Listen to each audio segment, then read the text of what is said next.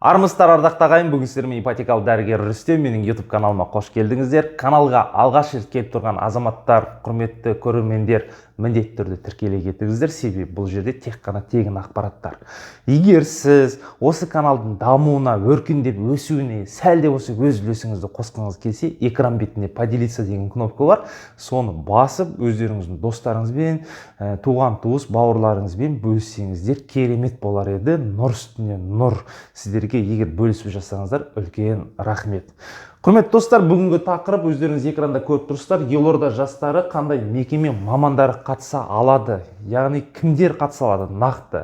Интернет беттерінде ақпарат өте көп.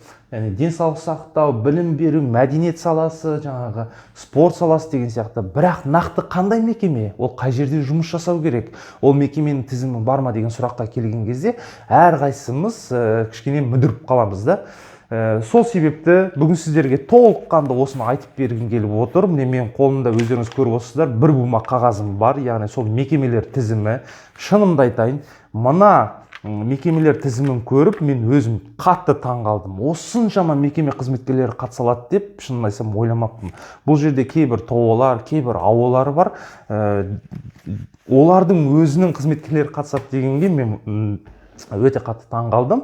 Сонымен қатар осының бәрін сіздерге толыққанды оқып, жіпке тізгендей тұрып айтып беретін боламын. Естеріңізге сала кетейін, Елорда жастары 14 мен 21 октябрь аралығында Жилфондтың қатысу нүкте Жилфонд КЗ сайтында ЭЦП кілт арқылы жаңағы өтінім қабылдау басталады. Құрметті достар, дәл осы видеоның алдында Елорда жастарының талаптарын, шарттарын, ол жердегі болып жатқан өзгерістерді қатысу үшін қандай құжаттар жинау керек, соның бәрін ашып толыққанды айтқан болатын. Ол видеоны міндетті түрде көріп шығыңыздар. Ал бүгінгі тақырыпта жаңағы нақты қандай мекемелер, ол мекемелердің тізімдерін сіздерге айтып беремін. Себебі көптеген оқырмандар жаңағы сұрақтар қойып жатады. Рүстем мырза, мен Назарбаев университетінде істеймін, қатыса аламын ба? Мен Скораяда істеймін, қатыса аламын ба деген сияқты. Мен ана ЛРТ-да жұмыс жасаймын, мен қатыса аламын ба деген сияқты сұрақтар. Соның бәрін сіздерге қазір айтып беретін боламын. Қалам парақтарыңызды алып дайындалып отырыңыздар. Мына жерде әр сала бойынша сіздерге қазір мекемелер тізімін, яғни Нұр-Сұлтан қаласы Елорда жастарына жаңа қатысатын мекеме, то есть қызметкерлер қандай мекемеде жұмыс жасау керек, сол мекемелердің тізімін, атауын айтып беремін. Бұл жерде әрине орысша, қазақша болады. Сонымен мұқият болыңыздар, бастаймыз. Ең бірінші денсаулық сақтау саласына кетейік, яғни ол қандай сфералар екен. Кеттік. Ұлттық нейрохирургия орталығы, ұлттық ғылыми кардиохирургия орталығы, Астана медицина университеті, әлеуметтік медициналық сақтандыру қоры, СК фармация, ұлттық ғылыми онкология орталығы, академик Батпенов атындағы ұлттық ғылыми травматология және ортопедия орталығы, трансфузология ғылыми өндірістік орталығы, Салидат Қайырбекова атындағы ұлттық ғылыми денсаулық сақтауды дамыту орталығы, ұлттық шұғыл медицинаны үйлестіру орталығы, республикалық электрондық денсаулық сақтау орталығы, Отан соғысының мүгедектеріне арналған орталық клиникалық госпиталь, ары қаратай қоғамдық денсаулық сақтау ұлттық орталығы, транспланттауды және жоғары технологиялық медициналық қызметті үйлестіру жөніндегі республикалық орталық. Сонымен қатар денсаулық сақтау министрлігіне қарасты дәрілік заттарды, медициналық мақсаттағы бұйымдарды және медицина техникасын сараптау ұлттық орталығы. Сонымен қатар санитарлық бақылау комитетінің ұлттық сараптама орталығы. Нұр-Сұлтан қаласы әкімдігінің мамандандырылған балалар үйі мемлекеттік коммуналдық мекемесі, арнайы медициналық жабдықтандыру орталығы. Сонымен қатар ГКП на ПХВ, многопрофильная городская больница номер 1, номер 2, номер 3 города Нұр-Сұлтан. Сонымен қатар ГКП на ПХВ, многопрофильная городская детская больница номер 1, номер 2, номер 3 акиматы города Нұр-Сұлтан. Сонымен қатар ГКП на ПХВ, городская поликлиника номер 1, номер 2, 3, 4, 5, номер 15-ке дейін. Яғни барлық Нұр-Сұлтан қаласының нөмір 1-ден бастап нөмір 15 поликлиника қызметкерлер қатыса алады. Ары қаратай Нұр-Сұлтан қаласы әкімдігінің достық алғашқы медициналық санитарлық көмек көрсету орталығы, қалалық жедел медициналық жәрдем станциясы, яғни городская станция скорой медицинской помощи города Нұр-Сұлтан. Нұр-Сұлтан қаласы әкімдігінің қалалық психикалық денсаулық орталығы, сонымен қатар Нұр-Сұлтан қаласы әкімдігінің көп салалы медициналық орталығы, Нұр-Сұлтан қаласы әкімдігінің жоғары медициналық колледжі, Нұр-Сұлтан қаласы әкімдігінің қалалық фтизопульмонология орталығы, сонымен қатар Нұр-Сұлтан қаласының СПИДке қарсы алдын алу және оған қарсы күрес орталығы, әрине Нұр-Сұлтан қаласының ТО центральная дорожная больница. Міне осы мекемелерде жұмыс жасайтын қызметкерлер қатыса алады. Ол қандай қызметкерлер, сіздерге лауазымдарын оқып берейін. Әрине жаңағы мекеменің басшылары, руководительдері, олар генеральный директор болуы мүмкін, және сол кісілердің орынбасарлары, руководитель структурного подразделения дейді мына жерде, старший врач, заведующий клиники, заместитель директора по сестринскому делу дейді, главная медицинская сестра дейді. Ары қаратай жаңағы денсаулық сақтау жаңағы білімі бар, то есть медициналық білімі бар мамандар: врач участковый, врач общей практики дейді, врач специалист профильный, врач эксперт, врач судебно-медицинский эксперт, специалист судебно-медицинский эксперт дейді, врач координатор, врач резидент. Мына жерде мен өзім естімеген мамандықтарда бар екен. Врач стажер деген де болады екен. Менеджер здравоохранения по качеству медицинских услуг, по стратегии маркетингу медицинских услуг, по организации методологии оказания медицинских услуг, по персоналу HR-менеджер. Ары қаратай врач-специалист общественного здравоохранения дейді, врач и специалист санитарной службы дейді, старшая сестра, старший брат. Одан кейін мына жерде должностный специалист с высшим фармацевтическим образованием дейді, фармацевт, инженер-технолог, менеджер по качеству фармация дейді, радиофармацевт дейді, сонымен қатар инспектор дейді. Ары қаратай должностный специалисты с высшим немедицинским образованием дейді, специалист лаборатории, специалист санитарной службы, биолог, зоолог, эпизотолог, энтомонолог, кешіріңіздер, специалист по специальной работе в области здравоохранения. Ары қаратай. Так.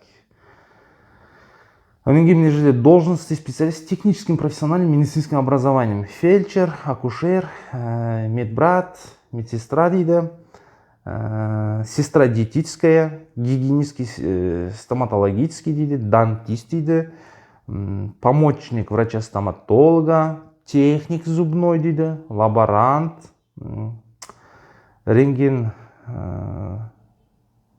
рентгенолаборант, регистратор медицинский, фельдшер санитарный, әрине младшая сестра, младший брат, массажист медицинский дейді, ассистент и санитар. Міне осы лауазымдағы қызметкерлер, яғни медицина саласы бойынша осы мекеме ұйымдарының қызметкерлері қатыса алады. Тек қана естеріңізге сала кетейін, мынау тех персонал мен административный персоналды қоспағанда. Енді құрметті достар, бұл бағдарламаны мен ойлап тапқан жоқпын, осындай талаптары бар. Яғни тех персонал дегенде қалай түсінеміз? Тех персонал жаңағы сантехник, электрик деген сияқты мамандар ғой енді. Административный персонал жаңағы отдел кадр, финотдел, жаңағы бухгалтерия деген сияқты солар. Ары қаратай құрметті достар, білім беру саласына көшейік. Міне ең көп білім беру саласы Нұр-Сұлтан қаласы бойынша білім беру сферасындағы мекемелер тізімі. Яғни қандай мекемелер қатыса алады, қандай мекеменің қызметкерлері қатыса алады. Дәлірек айтсақ, сонымен Нұр-Сұлтан қаласы әкімдігінің нөмір 1 мектебінен бастап, номер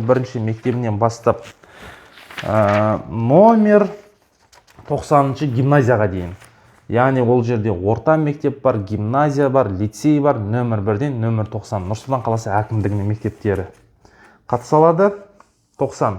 Сонымен қатар Нұр Сұлтан қаласы әкімдігінің дарынды ер балаларға және дарынды қыз балаларға арналған білім инновация лицей интернатының қызметкерлері де қатыса алады.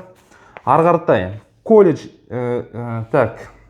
Нұр Сұлтан қаласының әкімдігінің құрылыс техникалық колледжі, қоғамдық тамақтандыру және сервис колледжі, технология колледжі, Нұр Сұлтан қаласы әкімдігінің, сонымен қатар техникалық колледж, кәсіптік техникалық колледжі, сервис және туризм колледжі, Астана политех жоғарғы колледжі дейді.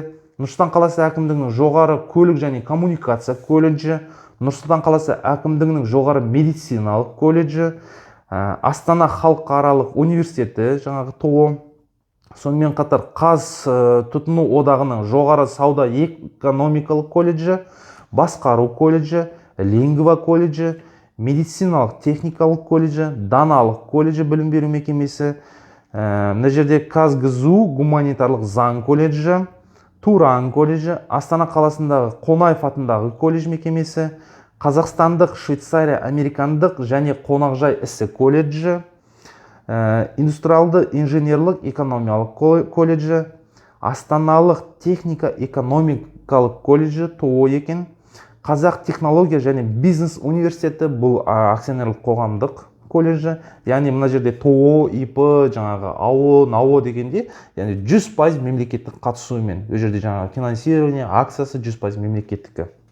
Онымен қатар Тынышбаев атындағы Қазақ көлік және коммуникациялар академиясы Нұр Сұлтан қаласындағы, сонымен қатар Евразия гуманитарлық институтының колледжі, Парасат көпсалалы колледжі, менеджмент, бизнес және білім колледжі бұл ТО екен, Қаржы академиясы акционерлік қоғамы, Астана профи қалалық шаруашылық колледжі, Шипагер медициналық колледжі, экономикалық заң колледжі мекемесі, Қазақстан халықаралық лингвистикалық колледж, бұл жауапкершілігі шектеулі серіктестік, Тамирис медициналық колледж, яғни жауапкершілігі шектеулі серіктестік, Республикалық медициналық академия колледжі, сонымен қатар Астана медресесі жеке мекемесі Нұр Сұлтан қаласының.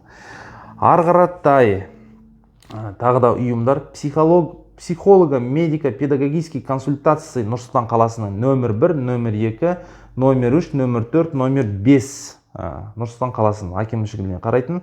Сонымен қатар реабилитационный центр номер 1, номер 2 акиматы города Нұр Сұлтан. Сонымен қатар кабинет психолога педагогический коррекции дейді номер 1, номер 2, 3, 4 және 5 Нұр Сұлтан қаласы. Онан кейін специальная школа номер 1, номер 2, номер 3. Яғни бұл жерде бүйтіп жазып қойыпты: КГУ специальная школалар акиматы города Нұр Сұлтан. Ары қаратай құрметті достар, балабақшалар, яғни Нұр Сұлтан қаласы әкімдігіне қарайтын балабақшалар номер 1-ден басталады. Ол Бәйтерек, Батыр 2, 3-ші номер Күншуақ, 4-ші Аружан, 5-ші Ақбота, 6-ші Көктем, 7-ші Аққу, яғни мына балабақшалар түгел Нұр Сұлтан қаласы әкімдігіне қарайтын, яғни мемлекеттік балабақшалар номер 1-ден басталады да, номер 1-ден басталып, номер 95, сонымен қатар специальный детский сад Аяла КГУ. Сонымен қатар дворец школьников имени Утемесова акиматы города Нұр Сұлтан, дворец школьников акиматы города Нұр Сұлтан, центр технического творчества акиматы города Нұр Сұлтан, детская музыкальная школа номер 1-ден бастап номер 3-ге дейін, детская художественная школа акиматы города Нұр Сұлтан, школа искусства номер 1 мен 2, детский центр шығыс акиматы города Нұр Сұлтан и детский центр туризма и краеведения акиматы города Нұр Сұлтан. Міне, білім беру саласында осы мекемелер, әрине бұл жерде жаңағы мен айтқандай тех персонал мен администратор персоналды қоспаған кездегі мамандар қатыса алады. Ары қаратай достар, мәдениет саласы. Мәдениет саласының тізімін айтып кетейін. Мекемелердің: Қазақстан Республикасының ұлттық архиві, қолжазбалар және сирек кітаптар ұлттық орталығы, Қазақ ұлттық өнер университеті, Қазақ ұлттық хореография академиясы, Нұр Сұлтан қаласындағы Қазақстан Республикасының ұлттық академиялық кітапханасы, Қазақконцерт мемлекеттік концерттік ұйым екен, Қазақ әуендер акционерлік қоғамы, Астана опера мемлекеттік опера және балет театры, Қуанышбаев атындағы мемлекеттік академиялық қазақ музыкалық драма театр, Астана балет театры, Қазақстан Республикасының ұлттық музейі, Бозоқ мемлекеттік тарихи мәдени музей қоры, Қазақ туризм ұлттық компаниясы акционерлік қоғамы дейді. Оның кейін мемлекеттік академиялық филармония, Жастар сарайы, Астаналық цирк мекемесі, Нұрсұлтан қаласының бірлескен мұражайлар дирекциясы, Горький атындағы мемлекеттік академиялық орыс драма театры, Наз мемлекеттік би театры, Қуыршақ театры бар екен, Жастар театры, Намат Сити холл, сонымен музыкалық жас көрермен театры, орталықтандырылған кітапханалар жүйесі. Мәдениет саласы осы мекемелер қызметкерлер қатыса алады. Әрине, тек персонал мен административный персоналды қоспағанда. Ары қаратай спорт саласына келетін болсақ, қандай ұйымдар? Әрине, бұл жерде специализированная детская спортивная школа Олимпийского резерва номер 1, номер 2, номер 3, номер 4, номер 5, номер 6, 7, 8, 9, 10 города акимата города Нұр-Сұлтан. Яғни специальный жаңағы жасөспірімдер орталығы спортивный школаға Олимпийского резерва. 1-ден бастап 10-ға дейін. Коммунальное государственное учреждение, дирекция по проведению спортивно-массовых мероприятий дейді. Коммунальное государственное учреждение, центр подготовки Олимпийского резерва акимата города Нур-Султан. Коммунальное государственное учреждение, дирекция развития спорта по неолимпийским видам акимата города Нур-Султан. Коммунальное государственное учреждение, дирекция развития спорта по олимпийским видам спорта дейді. Коммунальное государственное учреждение, детская спортивная школа для спортсменов-инвалидов. Коммунальное государственное казенное предприятие спорткомбинат Даулет. Государственное коммунальное казенное предприятие Ледовой дворец Алау. Сонымен қатар Қазақ ұлттық хореография академиясы, ұлттық және ат спорт түрлері орталығы, дене мүмкіндіктері шектеулі тұлғаларға арналған спорттық даярлау орталығы. Сонымен қатар дене шынықтыру және спорт бойынша республикалық оқу әдістемелік және талдау орталығы, спортты дамыту дирекциясы, Нұр-Сұлтан олимпиадалық даярлау орталығы, Қажымқан Мұнайтпасов атындағы Олимпиада резервінің республикалық мамандандырылған мектеп-интернат колледжі. Міне, осы мекемелер қызметкерлері қатыса алады. Әрине, жаңа тек персонал мен административный персоналды қоспағанда. Бұл спорт саласы.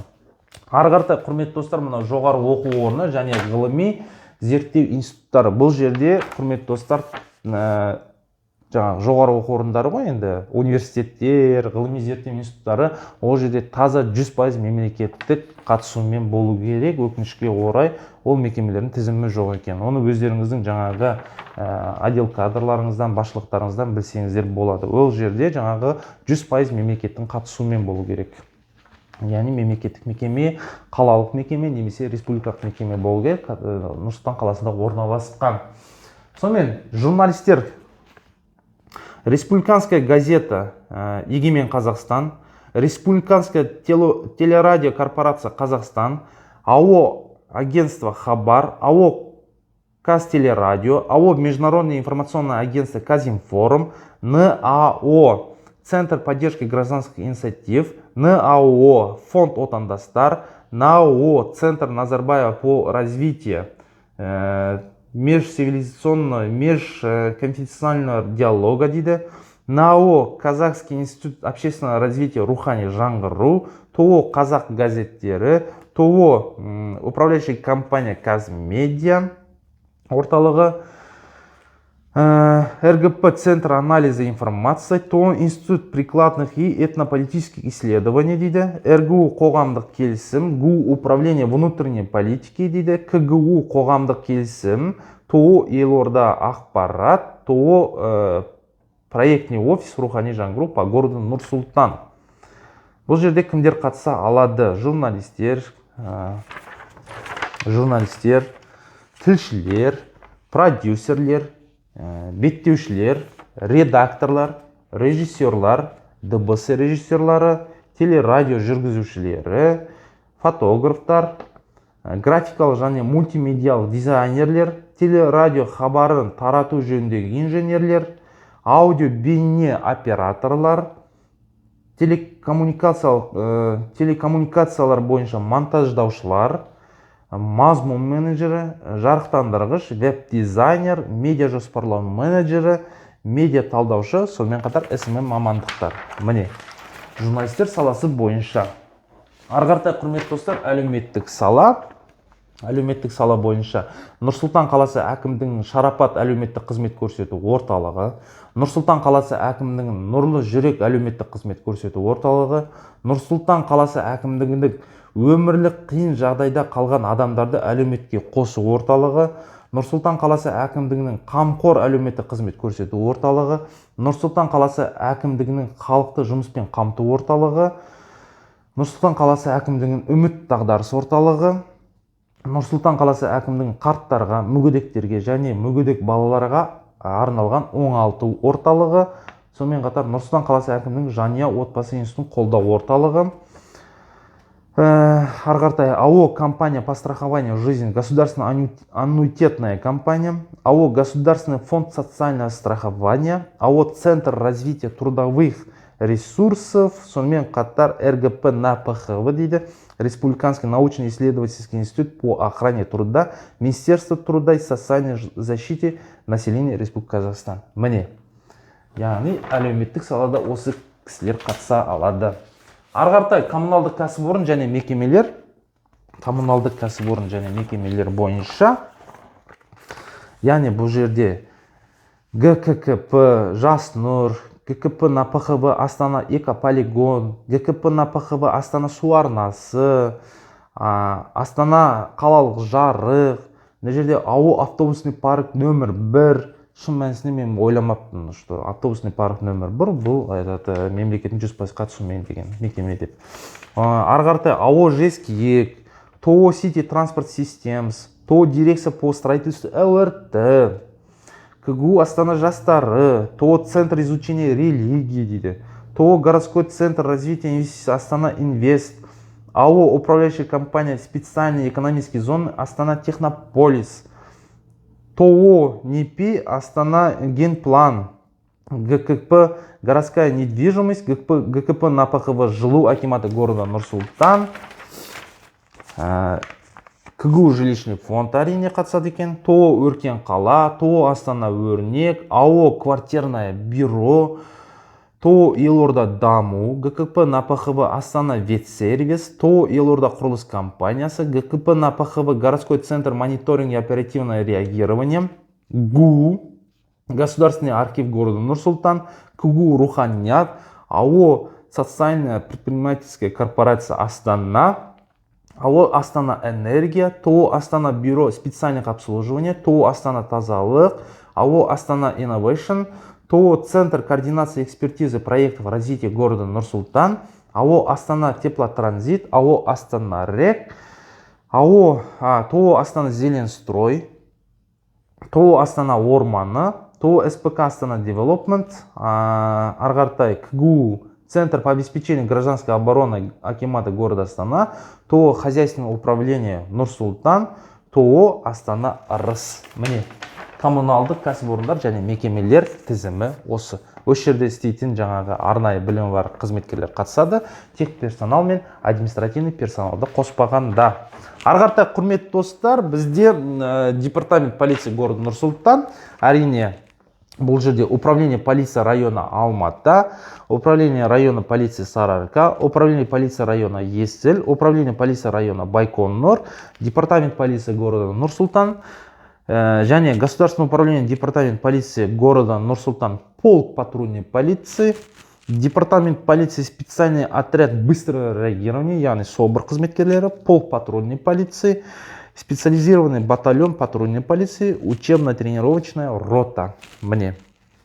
яғни осы жерде істейтін қызметкерлер қатыса алады. Мына жерде бүйтіп жазыпты: техникалық және әкімшілік персоналды қоспағанда Нұр-Сұлтан қаласының полиция департаментінің және оның бөлімшелерінің бейіндік қызметкерлері, яғни профильный сотрудники. Сонымен департамент ДЧС, яғни чрезвычайные ситуации города Нұр-Сұлтан, төтенше жағдайлар департаменті, департамент ЧС города Нур-Султан, ГУ служба пожаротушения аварийно-спасательных работ департамента по ЧС города Нур-Султан, комитета по ЧС и МВД РК деп қойыпты. ГУ пожарно-спасательная служба управления по ЧС города Нур-Султан. Әрине, профильные сотрудники департамента по ЧС города Нур-Султан и его подразделения, за исключением технического и административного персонала. Міне, құрметті достар, өздеріңіз көрдіңіздер, 10 сала қатысады. Сонымен қатар мына жерде кезекте тұрған, яғни әкімшіліктер Нұр-Сұлтан қаласында Қазақстан Республикасының заңына сәйкес мұқтаж ретінде үй кезегінде тұрған және жетім бала категориясы бойынша үй кезегінде тұрған азаматтар қатыса алады. Сіздерге толыққанды міне айтып бердім. Тақырып осы. Мен мына айтқан жаңа тізімдердің барлығы мына сайтта жазылып тұратын болады. Өтініш беретін кезде өте мұқият болыңыздар. Ешқандай қателік жіберуге жол жоқ. Яғни сіздің жаңағы берген өтінішіңіз обратно қайтадан доработкаға келмейді. Бір рет қателессеңіз, сіздің өтінішіңізді екінші рет қабылданмайды. Бұл бағдарлама биыл басталып, ертең жабылып қалмайды. Сондықтан келесі жылға да дайындалсаңыздар болады. Мекеме тізімдерін сіздерге толыққанды айтып бердім. Тақырып ұнаса лайктарыңызды аямаңыздар, достарыңызбен, жақын ағайын туыс бауырларыңызбен бөлісіңіздер. Нұр-Сұлтан қаласы жастары 36-ға дейінгі азаматтар осы міне сала бойынша келесі жылға да дайындалсаңыздар болады. Сонымен достар, келесі тақырыпта кездескенше, қош